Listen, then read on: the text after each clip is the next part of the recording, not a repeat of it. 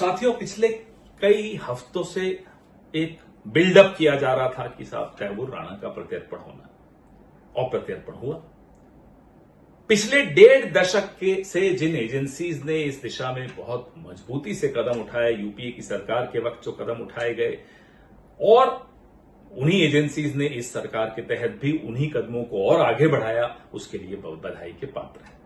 लेकिन इसके लिए जो एक श्रेय लेने की होड़ मोदी सरकार के में और मोदी सरकार के भक्तों में मची हुई है, वो आपको समझना चाहिए, क्योंकि ये लोग तो सूर्योदय के लिए भी श्रेय नरेंद्र मोदी को देते हैं, सूर्यास्त के लिए भी उन्हीं को श्रेय देते हैं, सूर्य ग्रहण को छोड़कर बाकी सब चीजों का श्रेय नरेंद्र मोदी को देते हैं, उनको छोड़िए। लेकिन क्रोनोलॉजी समझिए, क्रोनोलॉजी क्या है।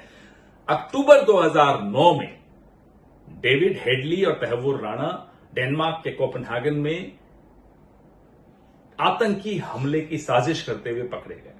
जब वो पकड़े गए तो यह खुलासा हुआ कि मुंबई के 26/11 के हमलों में के भी यही जिम्मेदार हैं। तत्पश्चात यूपीए की सरकार में एनआईए ने इन दोनों पर यूएपीए लगाया और आईपीसी की अनेक धाराएं लगाई और सार्क का एंटी टेररिज्म कन्वेंशन के तहत इन्हें आरोपी घोषित किया 26/11 का। इसके बाद कानूनी प्रक्रिया चलनी शुरू हुई। अमेरिका में अलग कानूनी प्रक्रिया चल रही थी। अमेरिका ने 26/11 के मामले में इन्हें बरी कर दिया।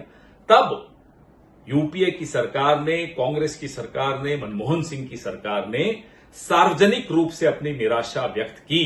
कोई सरेंडर मोदी की तरह नहीं, सार्वजनिक रूप से की, और अपना प्रयास, कूटनीतिक प्रयास, कानूनी प्रयास सब चलता रहा। इसी दौरान नवंबर 2009 में जब कनाडा की सरकार ने, हमारी कूटनीतिक सफलता का मैं आपको एक उदाहरण भी देना चाहता हूं कि कनाडा की सरकार ने तमाम खुफिया जानकारियां हमें दी।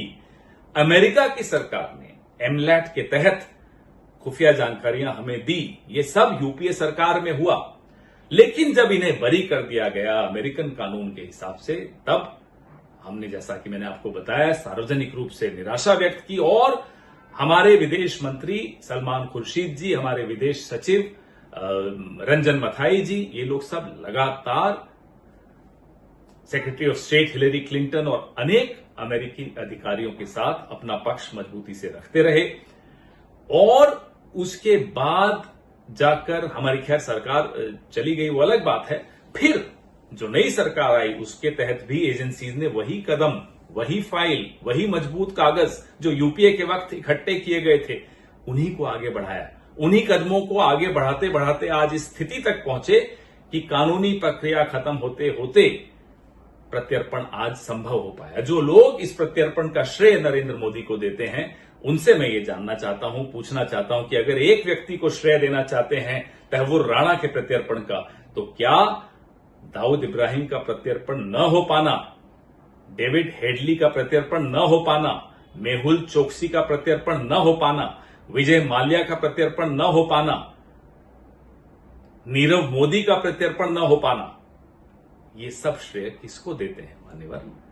यह भी जानने लायक बात है। ये बात भी समझ लीजिए, जब भी भारत के हितों के खिलाफ कुछ भी होता है, वो पार्लियामेंट अटैक हो जो बीजेपी के वक्त हुआ, वो कंधार हो जो बीजेपी के वक्त हुआ, हम बीजेपी सरकार के साथ कंधे से कंधा मिलाकर भारत के हितों की रक्षा करने के लिए खड़े रहे। भारत के हितों के आगे किसी एक व्यक्ति का, वो नरेंद्र मोदी हो, वो सरेंडर मोदी हो, कोई हो, मायने नहीं रखता। ये भारत की संप्रभुता का सवाल है, ये भारत की सुरक्षा का सवाल है। जय हिंद।